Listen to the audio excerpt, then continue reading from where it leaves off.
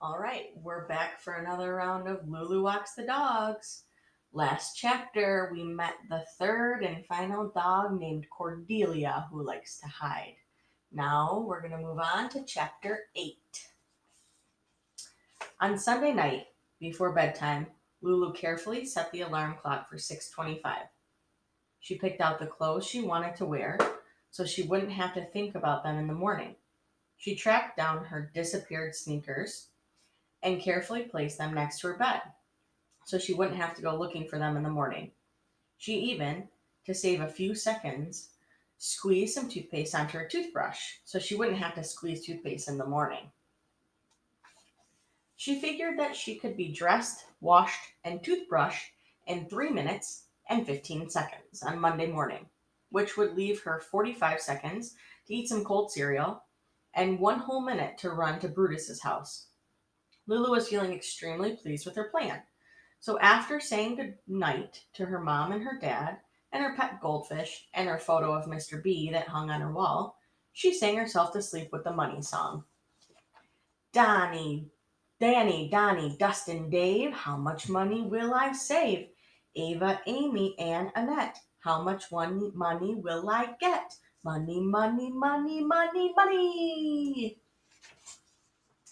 Lulu expected to have some merry dreams that night, but instead, she dreamed all night about, guess who?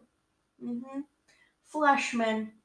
He was standing outside her front door and shaking his head and saying over and over, "Three dogs, you're walking. Three dogs. Mistake. Big mistake."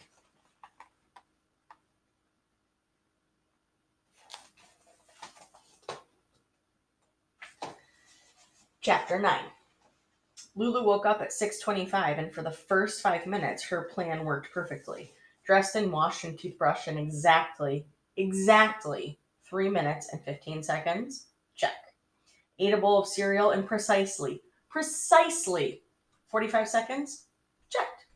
Arrived at Brutus's house in 1 minute flat and rang the doorbell at 6:30 sharp.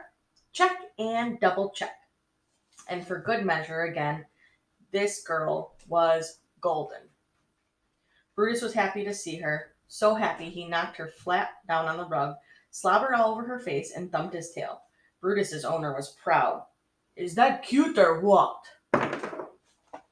Lulu, who most definitely did not think it was cute, replied, "It's what?" And then she stood up, wiped off, attached the leash to Brutus's collar, and running, she was running a little bit late, was out the door, heading to Pookie's house.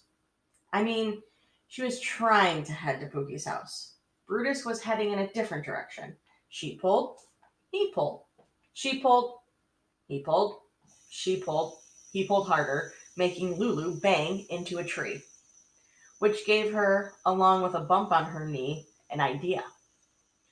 Lulu began to wrap the leash around the trunk of the tree, wrapping it so tightly around and around and around the tree trunk that Brutus, 2 houses down, couldn't pull her anymore or go any further.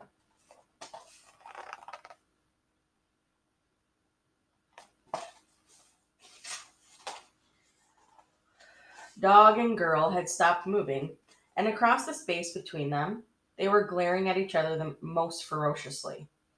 "We're doing it my way, Brutus," Lulu announced in her bossiest voice. "That won't happen," came an instant reply. But in case you're thinking that it was Brutus speaking, you can think again.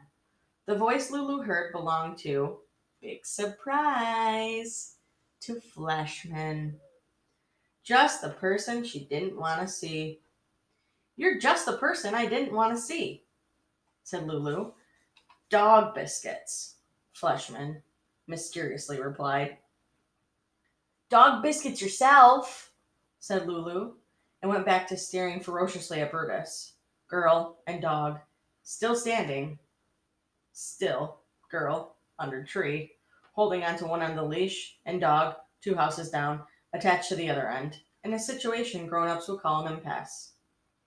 A complicated word that means no one's going to do what the other one wants him to do. "If you're wanting Brutus to walk with you nicely to Pookie's house," said Fleshman, You need a dog biscuit trail for him to follow. And since I'm thinking you don't have any dog biscuits in your pocket, we'll use mine.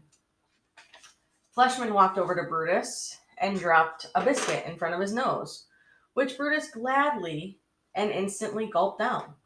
Then Fleshman turned around and walked back towards Lulu, dropping biscuit after biscuit on the ground, creating a dog biscuit trail that Brutus eagerly followed. Gulping down biscuits soon thereafter, Fleshman and Brutus were standing next to Lulu under the tree. And if you'll just unwind the leash from the tree trunk, Fleshman told Lulu, we can get going.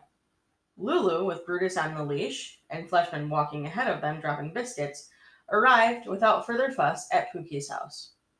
Lulu waited for Fleshman to leave. He didn't. Instead, he said, if you let me hold Brutus's leash while you go inside to pick up Pookie, we'll save some time. We're not saving time, said Lulu.